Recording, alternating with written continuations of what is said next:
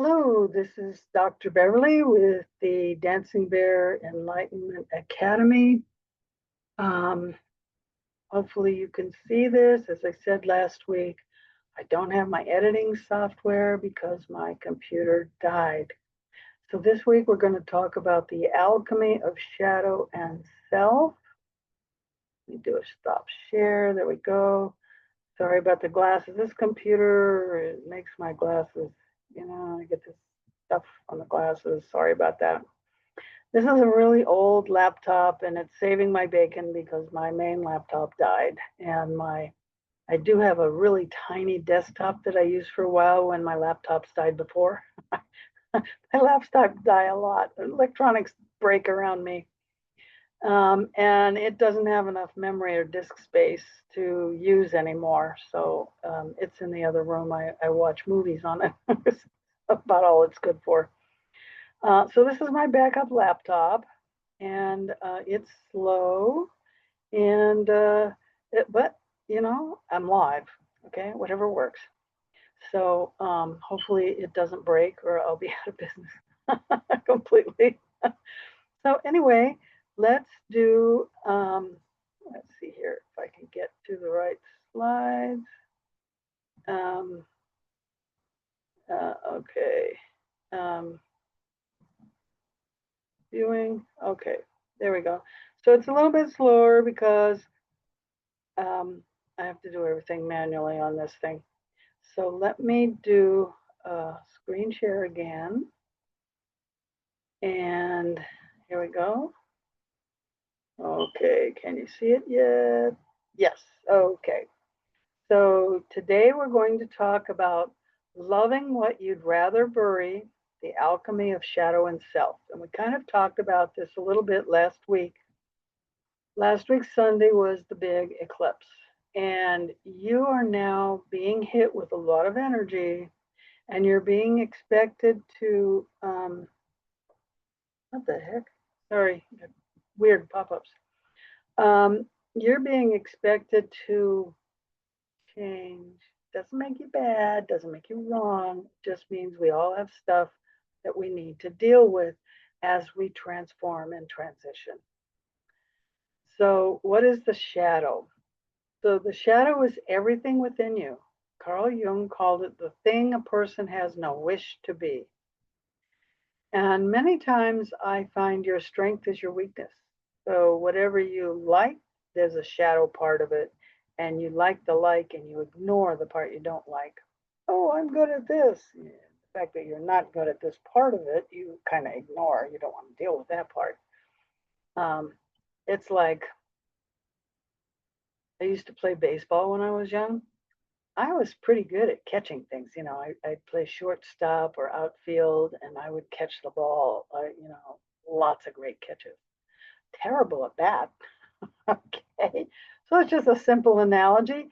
Did I like baseball? Yeah, I used to go out and play baseball. I used to be very athletic when I was young. So I'd play baseball, but I wasn't very good at batting. So what is it that you have that you're hiding, that you want to bury? So it's sometimes hard to find because you buried it. We're really good at hiding things from ourselves. Sometimes a good friend, if you ask them and they're honest, they'll tell you, sometimes you do this and it can be aggravating, but I love you anyway. That's a gift. That's a great gift if you have someone like that. So the shadow isn't evil, it's unconscious.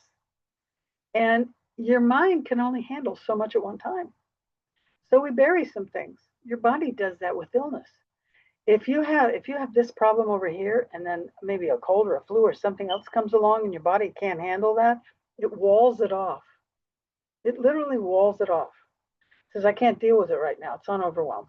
And it deals with this. And then you heal this. And all of a sudden you get this other thing. Where did that come from? Well, it was walled off. The same is true with emotions when we're on overwhelm. Maybe you're going through a grief, or you're going through, some strong trauma, and some other things come at you. I can't deal with this right now. So you bury it. And, you might have done it as a kid, so you don't even remember that you buried it. When you're an adult, you might remember, okay, I need to go back to this. You might remember, but sometimes when it was, you're only 2 years old, you don't remember it at all.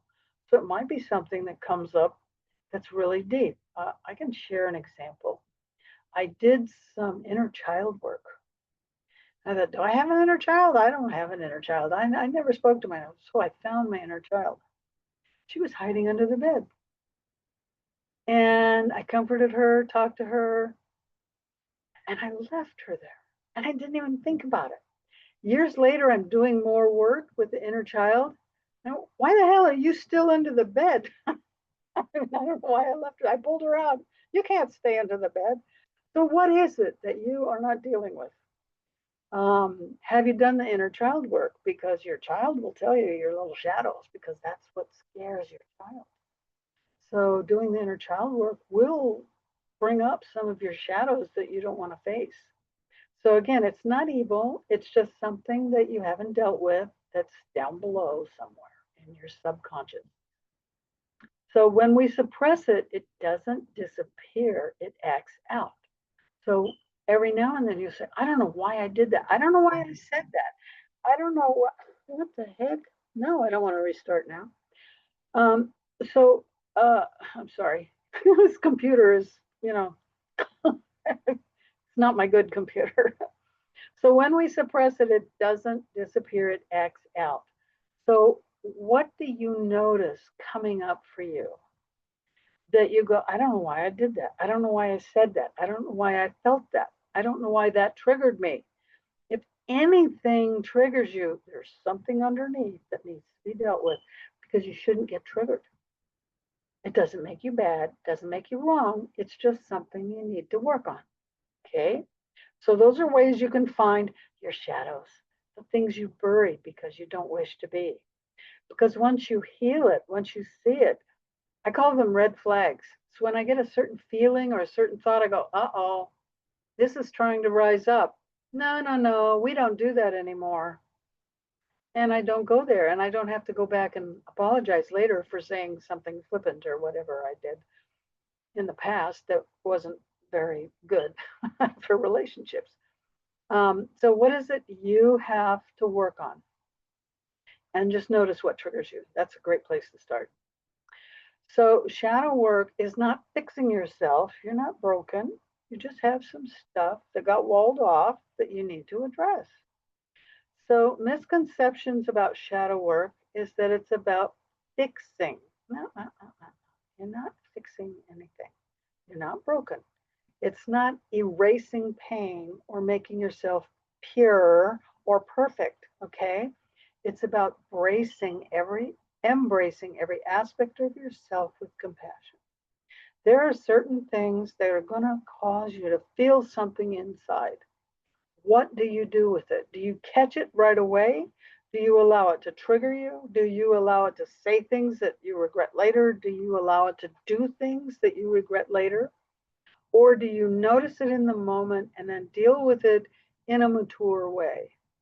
When you say that, I don't appreciate it, but I can understand where you're coming from. Just know that that's how I feel.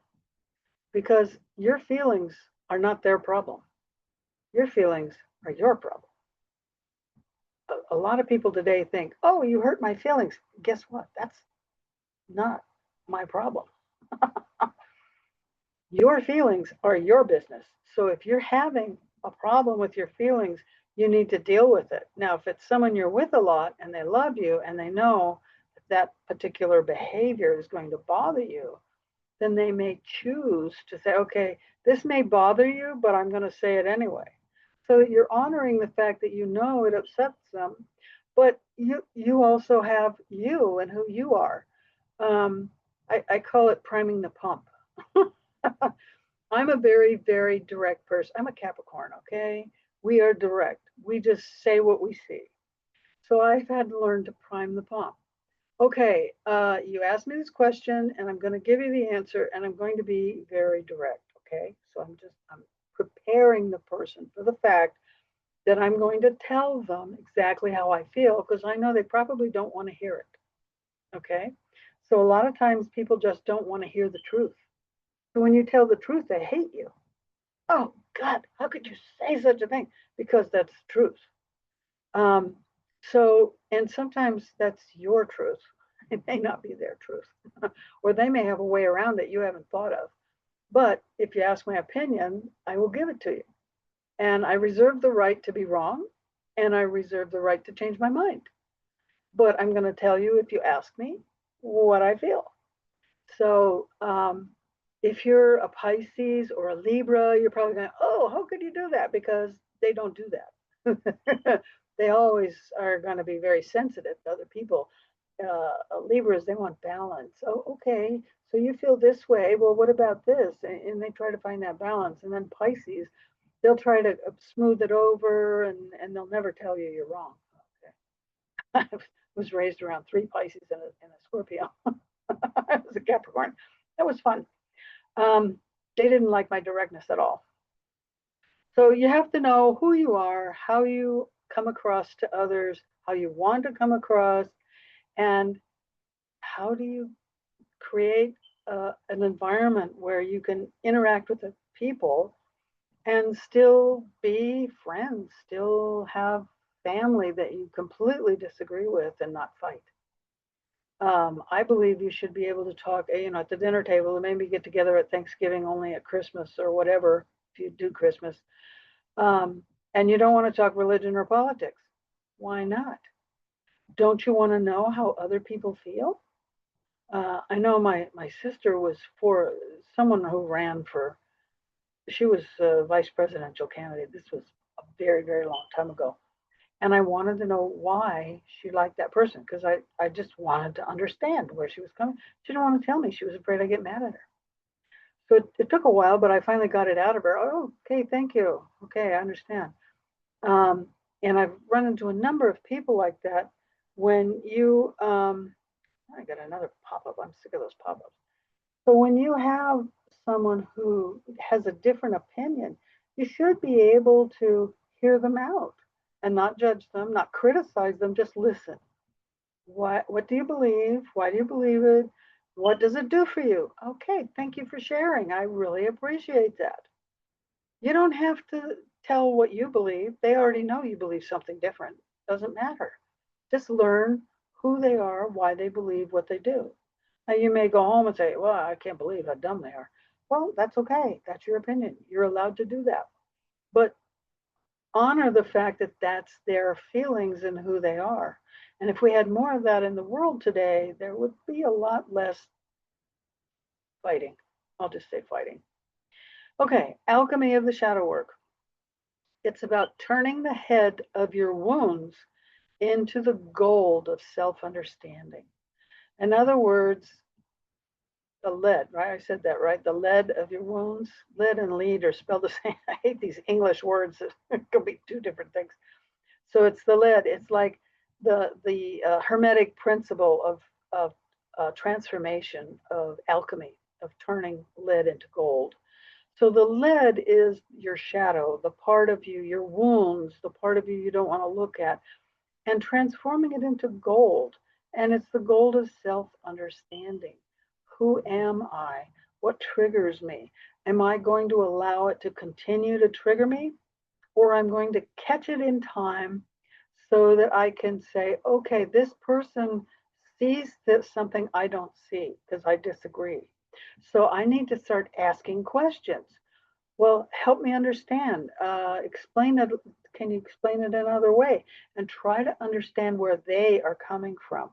You already know you disagree. So you don't even have to tell them, they saw it on your face. But you can try to understand where they're coming from. That's the gold. Okay? So make peace with your shadow so your nervous system can relax. Okay, sometimes things trigger you. How you respond is the only thing that counts. The fact that you got triggered is immaterial. That's your business. Nobody even has to know that it triggered you or upset you or hurt your feelings. It's what did you do with it? Did you turn it into something constructive? Did you turn it into understanding? Did you turn it into compassion? How did you deal with it? And I would say this is a lifelong process.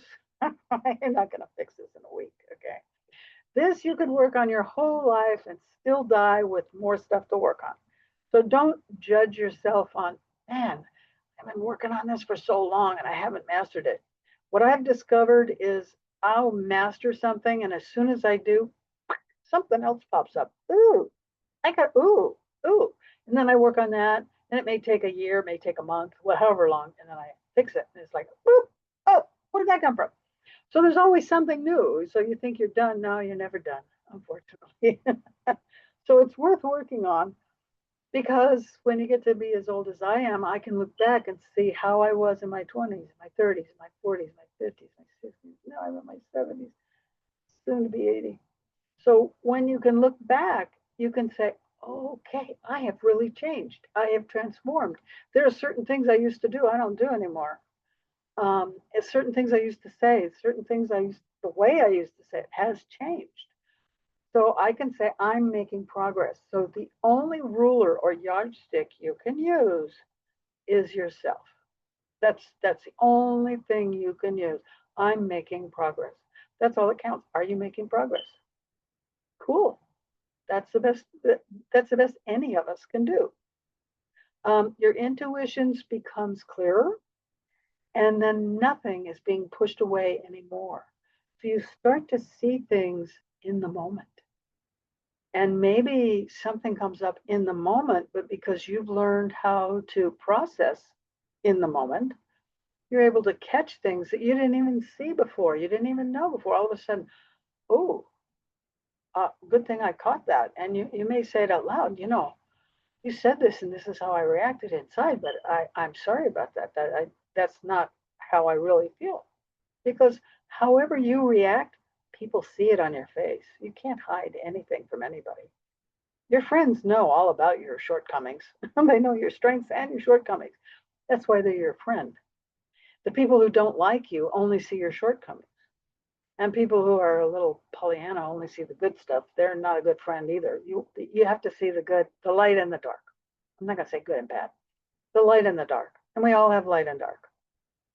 So the people who end up as your good friends see both, and they accept you anyway. What was it, Mr. Darcy? I like you just the way. No, that was, what movie was that? It was Mr. Darcy playing the role in the movie Bridget Jones' Diary. I like you just the way you are. That's your friend. I like you just the way you are. You're not perfect. And you don't have to be perfect. They like you anyway. Okay? So just accept it, and this is a great time to work on it. So real self-love isn't just about baths and candles. It's about sitting with the part of you that feels unworthy, unloved, or ashamed, and choosing to stay anyway. Remember, your friend loves you, the wonderful parts and the not so wonderful parts. You have to do the same for yourself. There are things that I have been working on for decades. I've asked my friends who see me doing it. I said, I don't know why I do this. I'm really sorry. They haven't been able to help me. I'm still working on it. Decades, decades. I've been working on a certain issue that I have that I still have not been able to fix. And I don't know why. I suspect it's part of my astrology. I have Mars conjunct my sun. I think it's that Mars energy, and it's there because of part of my purpose. And it probably won't go away until I'm born under a different alignment, but I doubt that I'll have another life. I think this is my last one. So you just sometimes, have to accept it. I told you I remember my past lives. Two of the things that most people get stuck with lifetime after lifetime is fear and shame. And the construct we live in promotes fear and shame. I'm pretty fearless in this life, but the last several lives that I had, there was an incredible amount of shame. And what I was doing is I would start the new life, and the first thing I would do is something that would cause shame. And then I would spend decades with shame, and I would die, and I'd have to come back and I'd have to deal with shame all over again. Well, I think in this life, I mastered the shame. I faced it, I dealt with it, and worked through it. This was one of my big shadow things that I had to work on. And for almost everybody, it's fear and shame, because this construct creates that within us. And how much fear is there going on? How often do you become ashamed because of something you did? When I worked with two living Buddhas, and the second one, I actually confessed to something to him, and I said, I don't know what to do. And he said, you're forgiven. I just started crying. I'm forgiven? Oh my God. And then he says, you can forgive yourself at any time. It was like a massive wake up call for me, that I don't have to be ashamed. Okay, I've made mistakes, but those were in the past, and I will not do that again. So if you have shame, forgive yourself. If you feel unloved, love yourself. Love yourself. If you feel unworthy, you are worthy, or you wouldn't be here. Okay, you are worthy. So if you choose to stay away, if you choose to ignore, if you choose to not align with something, let it go. Maybe you're not ready. Maybe you need to ask source. Why am I shying away for this? What is it that I either need to know or need to heal so that I can face it? Ask for help. Remember, ask and they'll shall receive. Remember that one? And I find that when you ask for other people, so I'll frequently pray, we're all one, remember that? So when you pray for all of humanity, pray for yourself, because you're part of the humanity, okay? But you're asking that all of us be healed for whatever it is, or all of us that have that issue. I had a patient once, and she had this issues, and I said, do you pray? She says, yes. I said, pray, but pray for other people. And she goes, what? No, I never pray for, I only pray for myself. I was like, okay, I couldn't convince her to pray for other people. But I was kind of shocked that she would only pray for herself, because the most powerful prayers you can make are prayers for other people. And remember, you are the other people also. So do you want to just heal that in yourself? Or do you want to heal everybody that has that issue? I don't know about you, but I'd like to see those issues healed everywhere, not just in me. So don't be selfish. Share the energy, share the love. Okay, so ways to bridge the shadow with love. Mirror work. I don't know if you've heard about mirroring. I think by now most people should have. But everything in the universe is a mirror. I mean, you know about karma, you know about what you send out, you get back, whatever frequency you're sending, that's the mirror effect, okay? So you have yourself and you have a mirror. And decades ago, in the first mystery school I was in, we learned how to mirror ourselves in meditation. And sometimes I'll have mirrors of mirrors of mirrors of mirrors. It takes a lot of concentration to do that, but you can create these levels of mirrors of yourself. Who is it you want to be? And when you create the first one, all of these reflections are all the mirror images of who you want to be in the world. So look into your eyes. So get a physical mirror. I tell people, go in the bathroom, look at yourself in the eyes. I accept all of me, especially when it's hard. I tell my patients, go look in the mirror, look at yourself in the eye. And you want to look at the eye that's active. It's almost always the one on the left, their right eye, in most people. But you can look at both eyes and see which one can you see your soul. Look into the soul, your soul in the mirror, and say, I love you unconditionally. I love you. That is one of the most powerful things you can do for yourself. Now, if you've never done that with another human, so like you don't want to do it with just anybody, but let's say you have a partner or someone you really love, don't you look each other in the eyes? Isn't that powerful? And if you look each other in the eye for at least 5 minutes, you go for 5 minutes, you will have created an incredible bond. So go in the bathroom, turn on the light, so you can see. If you have glasses, take your glasses off and get close enough to the mirror you can see. Look in the eye where you can see your own soul. Tell yourself, I love you, and mean it. If you have to say it over and over and over until you can see it reflected back, that's the energy you want to send out into the world. Very, very powerful. Okay, inner child journaling. So a prompt might be, what part of me is afraid right now? Remember, fear was one of the big ones. And then listen, or you could say, what part of me is ashamed right now? Or what part of me is whatever right now? And then just start writing. If you don't have a complete sentence, what word? Maybe a color, maybe an image. I always tell people draw first. That's why I like online journals. So you can just draw and then write. And then acupressure points. Okay, let me just stop the share really quick here so you can see me better. Okay, there we are. Okay, this is the wrist crease. Okay, and this is your pinky finger. And you go right down to the wrist crease and you can feel the tendon. So right there on this side of the tendon, but I just massage both sides. So if you can't remember which side, just massage across the tendon. That's called heart 7. It's called Shen Men, which means calm spirit or calm the soul, calm the energy. This is a very, very powerful, powerful point for any kind of emotional issues. Okay, the lights are on my glasses. I'll just take them off for a minute. Okay, I can see well enough to do this, I think. So right across here at the wrist crease. So where you bend your wrist, pull it up.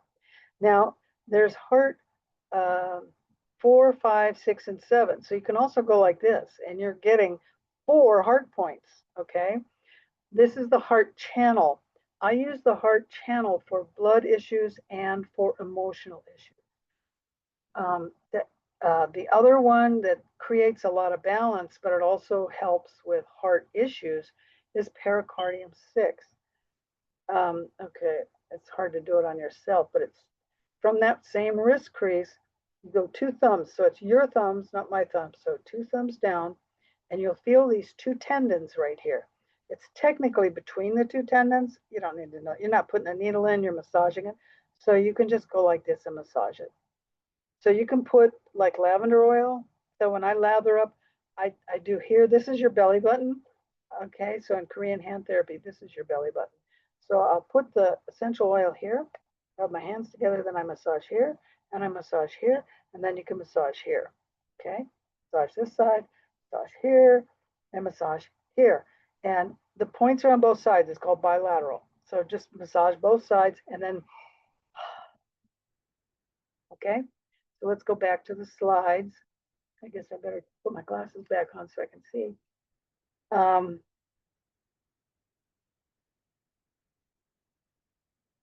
Okay, there we are. Okay, so you should be able to see it. So that's heart 7 and pericardium 6.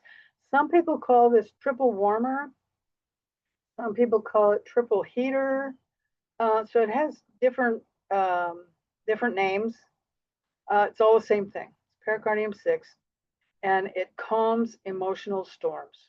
Okay, so it's very, very calming if you're a little too upset and you need to calm down. This point, pericardium 6 is also good for seasickness, car sickness, any kind of movement sickness. Very, very calming to the nervous system. Okay, so here's some ways to bridge the shadow with love. Rose, now this is rose oil, not rose hip oil. Make sure you get the rose oil. It is extremely expensive.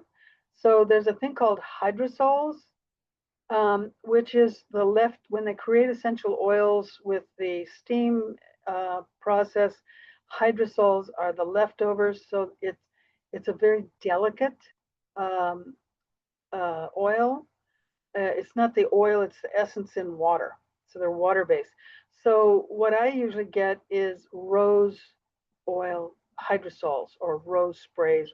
Sometimes they call it rose water. So I call it rose water spray. And then you can just spritz it on your face and massage it in. It's really good for the skin.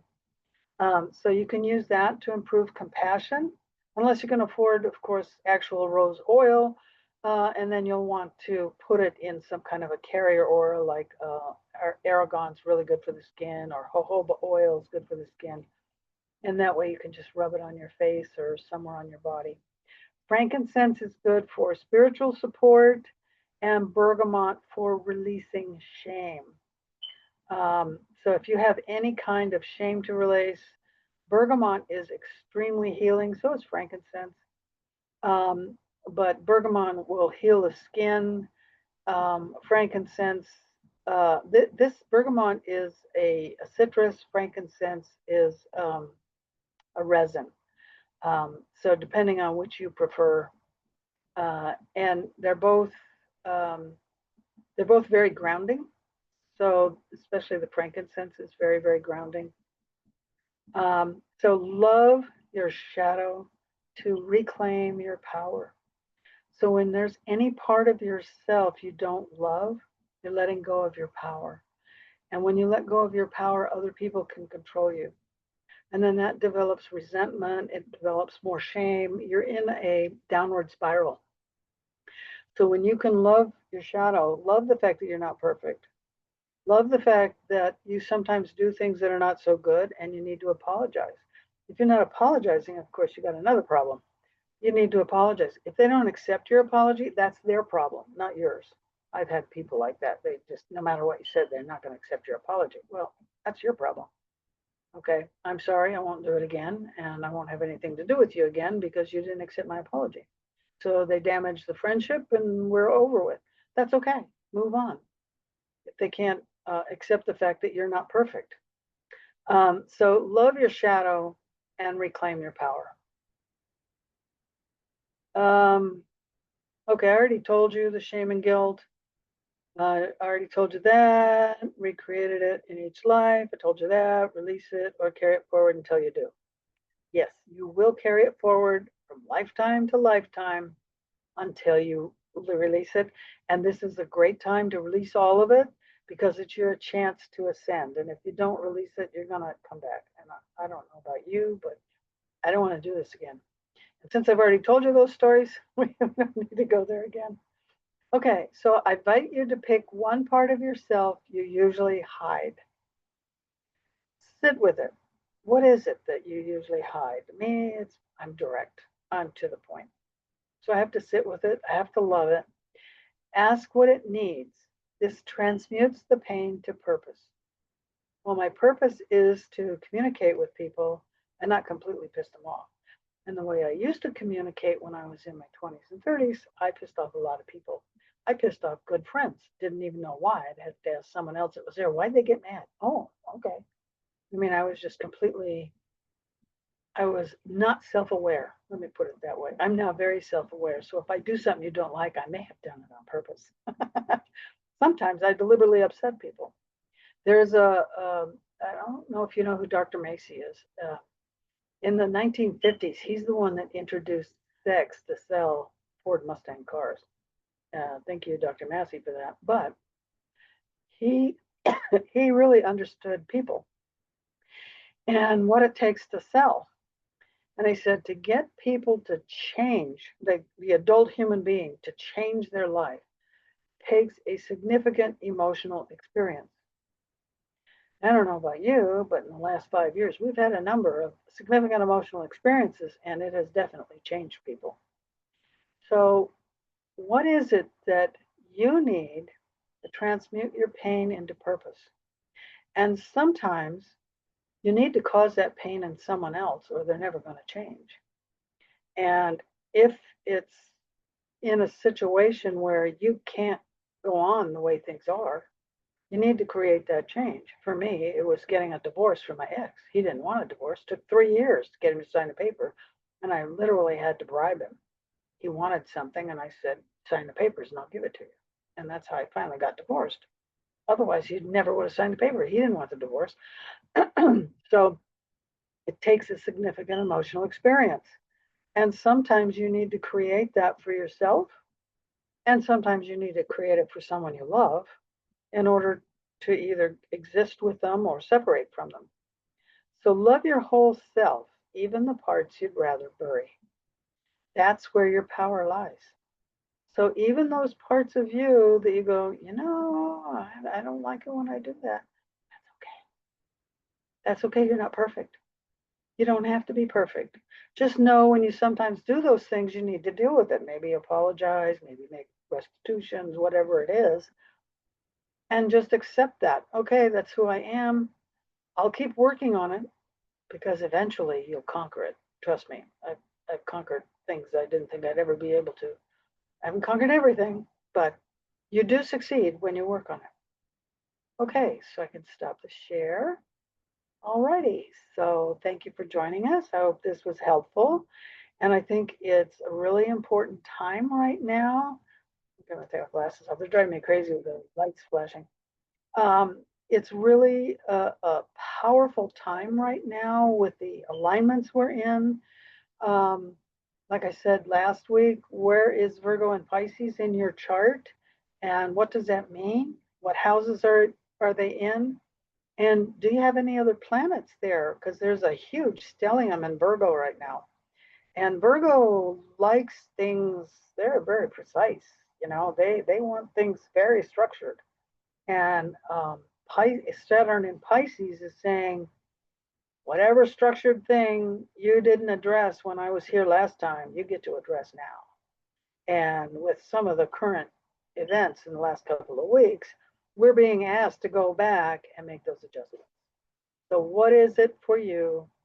And if you need help, you know, I have lots of friends who are coaches. If you don't like me, or you can contact me and we can help you through it. Okay. So as always, remember to be the light you want to see in the world. And I'm sorry, there's no ending music.